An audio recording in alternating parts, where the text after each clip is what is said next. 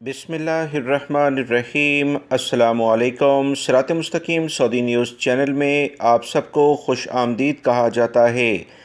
آج 14 نومبر 2021 ہے۔ سعودی وزارت صحت کی جانب سے وبائی مرض کرونا سے متعلقہ اہم ترین جو رپورٹ جاری کی گئی ہے اس میں بتایا گیا ہے کہ 30 افراد پچھلے 24 گھنٹوں میں سعودی عرب میں کرونا سے بیمار ہوئے ہیں، جبکہ 73 یعنی 73 افراد صحت یاب بھی ہوئے ہیں۔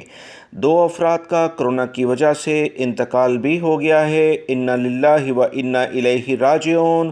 جبکہ 52 افراد کی حالت کافی زیادہ خراب ہے، ان کے لیے خصوصی طور پر دعا کی جائے۔